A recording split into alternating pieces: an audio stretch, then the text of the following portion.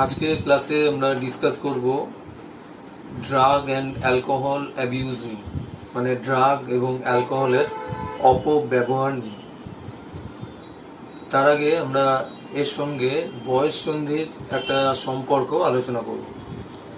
বয়ঃসন্ধি বলতে আমরা কোন এজ গ্রুপটাকে বুঝি? সাধারণত 10-12 বছর বয়স থেকে শুরু করে বয়ঃসন্ধি চলে 19 বছর বয়স পর্যন্ত। এই বয়ঃসন্ধিকে আমরা 3টে ভাগে ভাগ করতে পারি। 10-12 বছর থেকে শুরু হয়ে এটা আপ টু 14 ইয়ার্স, এটাকে আমরা বলতে পারি আর্লি অ্যাডোলেসেন্স।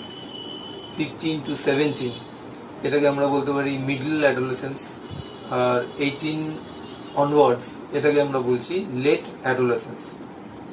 এই সময় দৈহিক এবং মানসিক নানান রকম পরিবর্তন ছেলে মেয়েদের মধ্যে ঘটতে থাকে।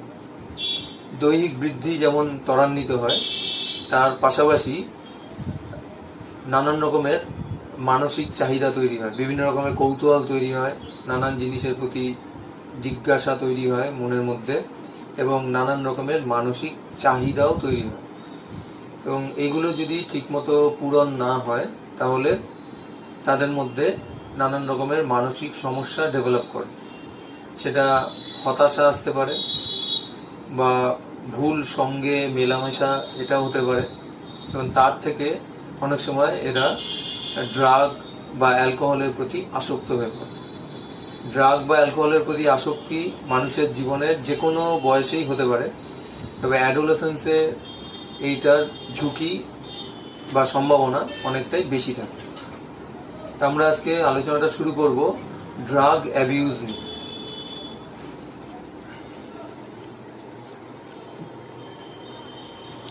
ড্রাগ অ্যাবিউজ এটা জানার আগে আমাদের ড্রাগ কি সেটা সম্পর্কে জানব। ড্রাগ বলতে আমাদের চলতি কথা এটাকে একটা মাদক বলে মনে হয়। ড্রাগ হচ্ছে এমন কিছু রাসায়নিক পদার্থ যেগুলো মানুষ যদি গ্রহণ করে বা কোনো প্রাণীর দেহে যদি এটা দেওয়া হয়, তাহলে মানুষ বা সেই প্রাণীটির দেহে এক বা একাধিক স্বাভাবিক ক্রিয়ার পরিবর্তন হয়। এটাই হচ্ছে ড্রাগ, যেটা ওয়ার্ল্ড হেলথ অর্গানাইজেশন বা হুয়ের মত অনুযায়ী ড্রাগের সংজ্ঞা। এবার এই ড্রাগ আর মেডিসিন এটার মধ্যে আমরা ডিফারেন্স আগে বুঝে নেব। মেডিসিন বা ওষুধ হচ্ছে drug that is used to treat an illness or relieve pain. তাহলে দেখো, মেডিসিনটাও কিন্তু ড্রাগ, কিন্তু এই ড্রাগটা তখনই আমরা গ্রহণ করছি যখন চিকিৎসক আমাদের সেটা গ্রহণ করতে বলছেন, মানে সুস্থ হয়ে ওঠার জন্য, কোনো অসুখ থেকে সেরে ওঠার জন্য চিকিৎসকের পরামর্শ অনুযায়ী আমরা যে ড্রাগটা গ্রহণ করছি সেটা হচ্ছে মেডিসিন। আবার এই ড্রাগটাই যদি আমরা চিকিৎসকের পরামর্শ অনুযায়ী গ্রহণ না করি নিজের ইচ্ছা মতো, তখন কিন্তু আর সেটা মেডিসিন থাকবে। তাহলে ড্রাগ যে বললাম, চলতি কথায় আমরা এটাকে মাদক বুঝি। তা ড্রাগস এখানে কি বলছে? নন food substance taken into the body that can change the structure or function of the body or mind. যদি কোনো বিশেষজ্ঞের পরামর্শ ছাড়াই এগুলো আমরা অপ্রয়োজনে গ্রহণ করি, তাহলে এই সমস্ত পদার্থের প্রভাব আমাদের শরীরে এবং মনের মধ্যে পড়ে। এবার আমরা ড্রাগের ব্যবহার, ভুল ব্যবহার আর অপব্যবহার সম্পর্কে জানব। Drug use refers to taking a drug correctly for a legitimate medical reason. Correctly বলতে কি মিন করছে? যে যখন সেটা প্রয়োজন, একজন চিকিৎসকের পরামর্শ মতো আমাদের শরীর যখন অসুস্থ হয়, তখন চিকিৎসকের পরামর্শ মতো আমরা যে সমস্ত ড্রাগগুলো গ্রহণ করছি, তখন সেটা হচ্ছে ড্রাগের সঠিক ব্যবহার। মিসইউজ কি হচ্ছে? Drug misuse refers to taking a legal drug inappropriately. ড্রাগটা হয়তো লিগ্যাল, অনেক ড্রাগ ইললিগ্যাল থাকে যেগুলো গ্রহণ করাই যায় না। আবার কিছু ড্রাগ, ধরো একটা মেডিসিন, সেটা ডাক্তারের পরামর্শ ছাড়াই আমরা গ্রহণ করছি অন্য কোনো কারণে। যেমন একটা এক্সাম্পল বলছি, কাফ সিরাপ। কাফ সিরাপ কাশির উপশমের জন্য ডাক্তাররা প্রেসক্রাইব করেন। এবার কাফ সিরাপের মধ্যে অ্যালকোহল থাকে, তাতে অ্যালকোহলটা থাকার জন্য কাফ সিরাপে একটা ঘুম বা আচ্ছন্ন ভাব আসে। এবার কোনো ব্যক্তি যদি অপ্রয়োজনে কাফ সিরাপটাকে গ্রহণ করছেন ওই আচ্ছন্ন ভাবটা আনার জন্য, তাহলে সেটা হয়ে যাবে মিস ইউজ অফ ড্রাগ। আর অ্যাবিউজ কখন হবে? অ্যাবিউজ হচ্ছে অপব্যবহার। Refers to taking a legal or illegal drug, সেটা লিগাল ড্রাগও হতে পারে আবার ইললিগাল ড্রাগও হতে পারে, in a way that damages some aspect of the user's life. যিনি গ্রহণ করছেন তার জীবন প্রভাবিত করছে এই সমস্ত লিগাল আর ইললিগাল ড্রাগগুলো। কীরকমভাবে? তার দৈহিক ক্ষতি করতে পারে বা তার মানসিক অবস্থার ওপরও প্রভাব বিস্তার করতে পারে, যেটা শুধু তার ব্যক্তিগত জীবনে প্রভাব ফেলবে তা নয়, সামাজিক জীবনেও প্রভাব ফেলতে পারে। এবার আমরা কয়েকটা ড্রাগের প্রকৃতি সম্পর্কে জানব। প্রথমে লেখা আছে স্টিমুল্যান্টস। স্টিমুল্যান্টস হচ্ছে উত্তেজক। এর মধ্যে আমরা বলতে পারি ক্যাফিন, চা বা কফির মধ্যে যেটা থাকে, কোকেন, অ্যামফিটামাইন, এগুলো কেন্দ্রীয় স্নায়ুতন্ত্রকে উদ্দীপিত করে আর স্নায়ুর সক্রিয়তা বাড়ায়। তার ফলে আমরা একটা স্টিমুলেশন পাই। চা বা কফি খেলে আমাদের ঘুম কেটে যায়, তার কারণ হচ্ছে এগুলোর মধ্যে থাকা রাসায়নিক আমাদের উত্তেজিত করে। কিন্তু যদি আমরা অতিরিক্ত পরিমাণে এগুলোকে শরীরের মধ্যে নিই তাহলে কিন্তু তার বিরূপ প্রভাব শরীরের মধ্যে হবে। স্টিমুলেন্টের ক্ষেত্রে, প্রত্যেকটা ক্ষেত্রে। ডিপ্রেসেন্ট এখানে মিন করছে সিডেটিভ অ্যান্ড ট্র্যাঙ্কুলাইজার্স, যেগুলো স্নায়ুতন্ত্রকে স্তিমিত করে, মস্তিষ্কের ক্রিয়া কমিয়ে দেয়, মনে শান্ত ভাব আনে আর ঘুম আনে। তা ডাক্তাররা সিডেটিভ ট্র্যাঙ্কুলাইজার দেন ইনসমনিয়ার পেশেন্টে বা কোনো রকমের টেনশন, অ্যাংজাইটি হলে অনেক সময় ট্র্যাঙ্কুলাইজার দেওয়া হয় স্নায়ুকে স্তিমিত করার জন্য। ভ্যালিয়াম, ক্যাম্পোজ, বারবিচিউরেট এগুলো হচ্ছে সিডেটিভ বা ডিপ্রেসেন্টের এক্সাম্পল হতে পারে। তারপরে কি আমি আসছি এইটাতে, নার্কোটিক্স এগুলো আমাদের দেহের কোনো ব্যথা বেদনাকে উপশম করে। ওপিয়েট নার্কোটিক্স হয়, যেগুলো ওপিয়াম থেকে তৈরি হচ্ছে, আফিম থেকে। যেমন ধরো আমরা বলতে পারি মরফিন, যেটা পেইন কিলার হিসেবে ব্যবহার করা হয়। ক্যান্সার পেশেন্টদের মরফিন দেওয়া হয় পেইন রিলিফ করবার জন্য। এছাড়া হেরোইন প্রকৃতির ড্রাগ হচ্ছে নার্কোটিক্সের মধ্যে পড়ছে। এরা পেইন রিলিফ করছে আর মস্তিষ্কের সক্রিয়তাকে হ্রাস করে। হ্যালুসিনোজেন, এগুলো হচ্ছে বিভ্রম উৎপাদনকারী ড্রাগ। এলএসডি এর মধ্যে অন্যতম। লাইসার্জিক অ্যাসিড, ডাইইথাইলামাইড, পুরো কথাটা তোমরা মনে রাখবে। এছাড়া আমরা এখানে ভাং বলতে পারি, চরস বলতে পারি, মারিয়ানা বলতে পারি। এটা বইয়ে লেখা থাকে মারিজুয়ানা বলে, মারিয়ানা এটা হচ্ছে অ্যাকচুয়ালি ওর উচ্চারণ। এগুলো স্বাভাবিক চিন্তাকে বিকৃত করে, হ্যালুসিনোজেন প্রকৃতির ড্রাগ, সেই জন্য বিভ্রম উৎপাদনকারী ড্রাগ বলা হচ্ছে এগুলো। ক্লাব ড্রাগস এগুলো কোনো নির্দিষ্ট ড্রাগ নয়, এগুলোর নাম এরকম হয়েছে। এগুলো ড্রাগ যারা নেয় অনেক সময় দলবদ্ধভাবে নেয়, একসঙ্গে থাকে। এরা একসঙ্গে থেকে অনেক রকমের হুল্লোড় করে, নাইট ক্লাবে যায়, ডান্স পার্টিতে যায়। তো এরা ওই রকম সমস্ত পার্টিতে বা নাইট ক্লাবে ইউজ হয় যে ড্রাগগুলোকে, সেগুলোকে ক্লাব ড্রাগস বলা হচ্ছে। এগুলো যে ডিফারেন্ট কম্বিনেশন অফ ড্রাগস। তো এই ড্রাগ প্রতি আসক্তি এসেছে, এগুলো একজন মানুষের মধ্যে কিভাবে আমরা বুঝতে পারবো? দেখা যায় যে দৈহিক পরিবর্তন কয়েকটা আমি বলছি। ওজন কমে যেতে পারে, খাওয়ার প্রতি আসক্তি নষ্ট হয়, মানে খিদে কমে যায়, একটু অ্যালুফ হয়ে যায়, মানে পারিপার্শ্বিক থেকে একটু ছাড়া ছাড়া ভাব হয়ে এসে যায়। তারপরে কথায় জড়তা আসে, স্বাভাবিক কাজে আগ্রহ নষ্ট হয়ে যায়, ঘুম কমে যায়, অ্যাংজাইটি আসে, আবার অন্যদিকে কর্মবিমুখতা আসে এবং কনসেন্ট্রেশন লস করে এরা। এবং সবথেকে বড় ব্যাপার যেটা, ড্রাগের প্রতি এরা এতটাই আসক্ত হয়ে যায় যে অনেক সময় এরা নিজের বাড়ি থেকেই টাকা পয়সা বা মূল্যবান জিনিস চুরি করে সেটা বিক্রি করে ড্রাগ কিনে তার নেশাটাকে ওরা বজায় রাখে।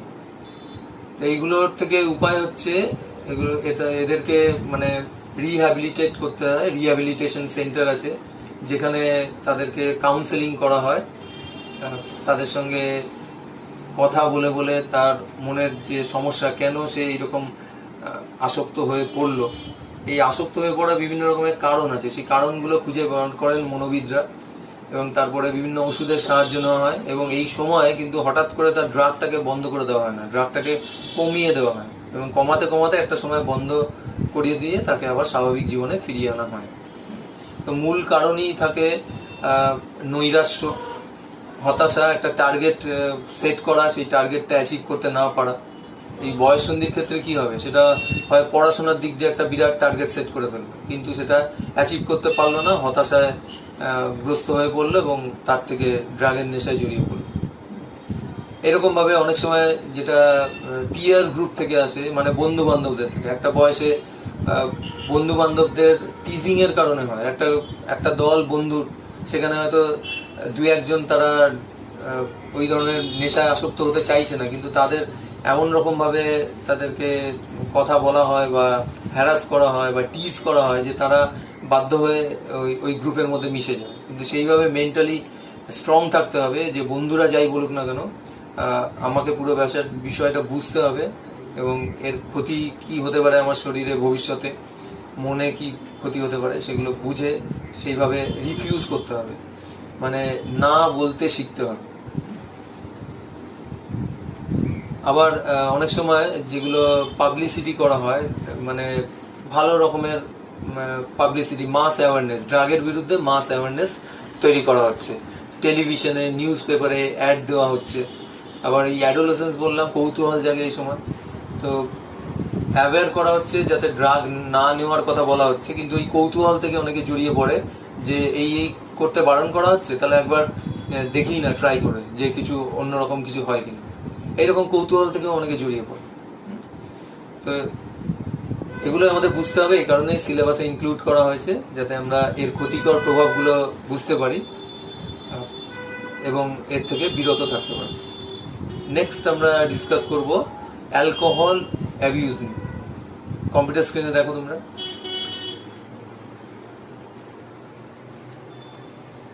আমি প্রথমে এই ছবিটা তোমাদের দেখাচ্ছি। এখানে কি লেখা আছে দেখো, casual drinking, a few drinks with friends, having wine with dinner, enjoying a glass of champagne. এখানে কি বলেছে যে মাঝে মাঝে এবং পরিমিত মদ্যপানের কথা বলা হয়েছে। একটা গেট টুগেদার পার্টি, সেখানে গিয়ে কেউ যদি সামান্য মদ্যপান করেন, সেটা তার জীবনকে কোনোভাবেই প্রভাবিত করবে না, কিন্তু এইটুকুতেই সীমা। এটা কিন্তু বিরাট সংযমের ব্যাপার, এই সংযমটাই মানুষ রাখতে পারে না। এই ক্যাজুয়াল ড্রিঙ্কিং অতটা মানুষের দেহ বা মনের ওপর প্রভাব বিস্তার করে না, কিন্তু যদি সে নিজেকে কন্ট্রোল করতে না পারে, সংযম হারিয়ে ফেলে, তখন চলে যাবে সেকেন্ড স্টেজ, অ্যালকোহলিজম, মদ্যাসক্তি যেটাকে বলে, মদের প্রতি আসক্তি জমে যায়। আর dependence or addiction to alcohol has developed, মানে না খেয়ে থাকতে পারছে না। এরপরে চলে যাচ্ছে অ্যাবিউজ, অপব্যবহার, a pattern of drinking excessively despite negative consequences. হ্যাঁ, নেগেটিভ কনসিকুয়েন্সেসগুলো সে বুঝতে পারছে, তার শরীরের ক্ষতি হচ্ছে, মনের ক্ষতি হচ্ছে, এবং সে স্বাভাবিক অবস্থায় থাকছে না, তার ফলে পারিবারিক অশান্তি হচ্ছে, বা সমাজে তার প্রতি বিরূপ মনোভাব তৈরি হচ্ছে অন্যদের। তা সত্ত্বেও, সেটা বুঝতে পারা সত্ত্বেও সে কিন্তু অ্যালকোহলকে ছাড়তে পারছে না, তখনই সেটা হয়ে যাচ্ছে অ্যালকোহল অ্যাবিউজ। এবার এই ছবিটায় দেখো যে অ্যালকোহল আমাদের শরীরে কি কি ক্ষতি করছে, সেটা আমরা এখানে থেকে বুঝবো। প্রথমেই দেওয়া আছে ব্রেন, এখানে কি বলে যে মেমোরি লস, ডিমেনশিয়া এক ধরনের মেমোরি লস, মুড সুইং, আর যেগুলো এখানে বলা হচ্ছে না ব্রেনের, এগুলো কম্পিউটার স্ক্রিনে যেগুলো পয়েন্টসগুলো দেখলাম আমরা, সেগুলো হচ্ছে লং টার্ম এফেক্ট, অনেক দিন ধরে মদ্যপানের ফলে আসতে পারে। আর যেগুলো শর্ট টার্ম এফেক্ট, সেগুলোর মধ্যে পশ্চাৎ মস্তিষ্কে যে লঘু মস্তিষ্ক বা সেরিবেলাম রয়েছে, সেরিবেলামের ওপর অ্যালকোহলের একটি প্রভাব রয়েছে। অ্যালকোহল দ্বারা সেরিবেলামের কাজ অবদমিত হয়, তার ফলে লঘু মস্তিষ্ক বা সেরিবেলামের যে কাজ আমরা জানি, দেহের ভারসাম্য রক্ষা বা দেহ ভঙ্গি নিয়ন্ত্রণ, ঐচ্ছিক চলাফেরার ওপরও কিছুটা প্রভাব রয়েছে লঘু মস্তিষ্কের। তো সেই কাজগুলো বিঘ্নিত হবে, মানে নিজের দেহের ব্যালেন্স রাখা, মানে হাঁটা চলার সময় ব্যালেন্স রাখাটা সমস্যা হয়ে দেখা দেবে, সোজা হয়ে দাঁড়ানো এগুলো সমস্যা হয়ে দেখা দেবে। আর গুরু মস্তিষ্কের ওপর প্রভাব রয়েছে সেরিব্রামের ওপর। সেরিব্রামের যে ফ্রন্টাল লোব, এই ফ্রন্টাল লোব অংশটি দিয়ে আমাদের বুদ্ধি, চিন্তা এই সমস্ত কাজগুলো নিয়ন্ত্রিত হয়। অ্যালকোহলের প্রভাব এই ফ্রন্টাল লোবের কাজের উপর রয়েছে, তার ফলে স্বাভাবিক যে চিন্তা ভাবনা তার উপর অ্যালকোহলের একটি অবদমনকারী প্রভাব রয়েছে। এর ফলে স্বাভাবিক চিন্তা ভাবনাগুলো বিঘ্নিত হয়, অনেক সময় কথাবার্তায় অসঙ্গতি দেখা যায়।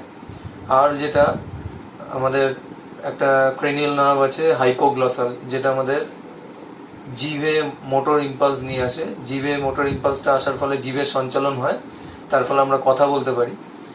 তো হাইপোগ্লসাল স্নায়ুর কাজ অবদমিত হয় অ্যালকোহলের প্রভাবে, তার ফলে জিভের সঞ্চালন ঠিকমতো হয় না, জিভের আড়ষ্টতা দেখা যায়, তার ফলে কথা জড়িয়ে যায়, কথা বলার সময় কথা জড়িয়ে যায়।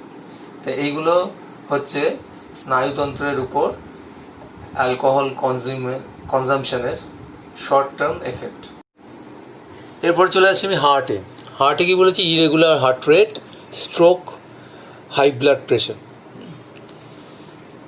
এই হাই ব্লাড প্রেশারের প্রসঙ্গে একটা কথা বলি। অ্যালকোহল যখন আমাদের সেলে যাচ্ছে, সেলে যখন অক্সিডাইজড হচ্ছে, তখন এটা প্রচুর হিট এনার্জি প্রডিউস করে। এবার শরীর থেকে অত হিট তো শরীর রাখা যাবে না, আমরা বডি টেম্পারেচারটাকে কনস্ট্যান্ট রাখি। তা বাড়তি তাপ আমরা ত্বকের মাধ্যমে বিকিরিত করব। তা ত্বকে এই তাপটা কীভাবে আসবে?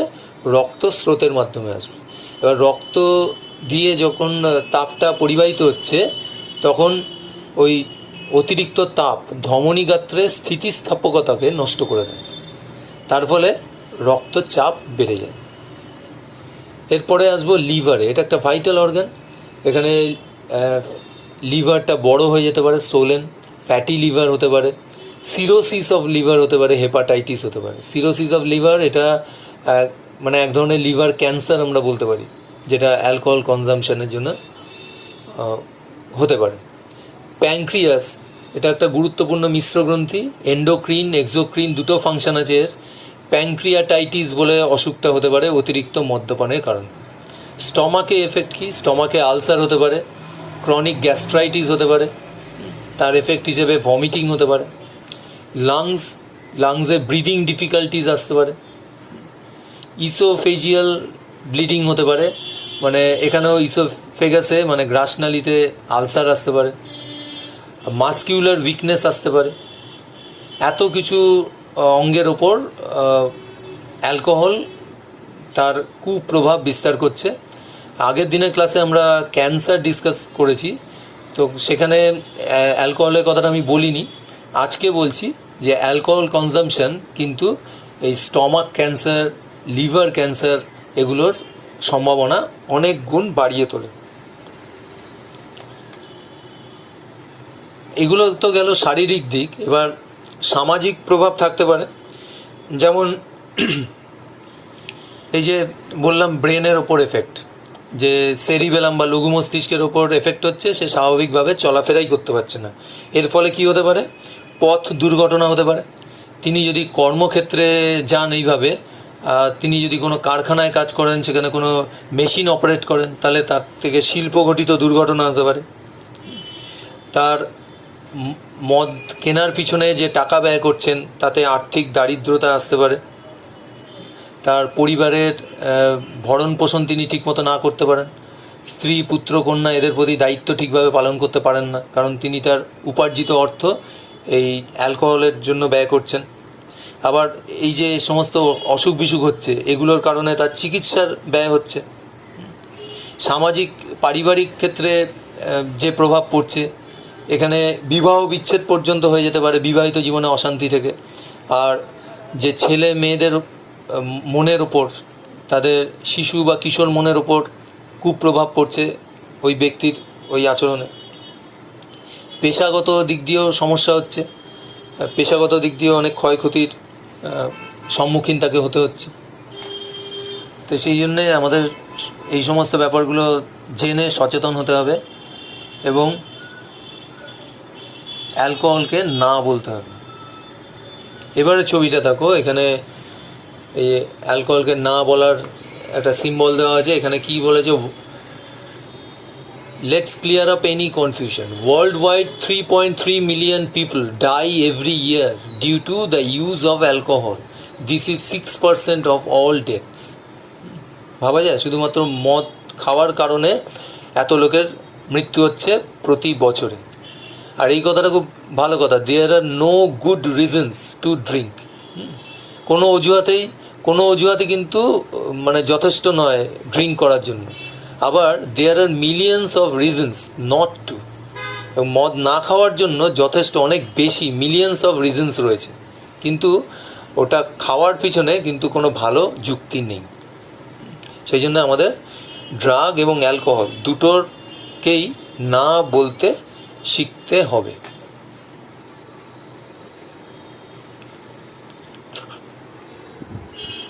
আজকের ক্লাসে আমরা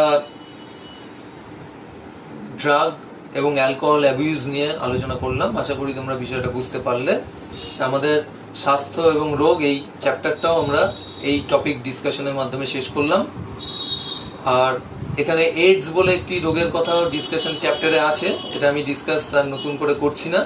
তার কারণ হচ্ছে আমরা এসটিডির মধ্যে এইডসটাকে ডিসকাস করেছি। তো তোমরা সেখানে ডিসকাশনটাই আবার দেখে নেবে বা যে কোয়েশ্চেন্স দেওয়া হয়েছে সেগুলো থেকে তৈরি করবে। তো আজকের ক্লাস আমি এখানেই শেষ করছি।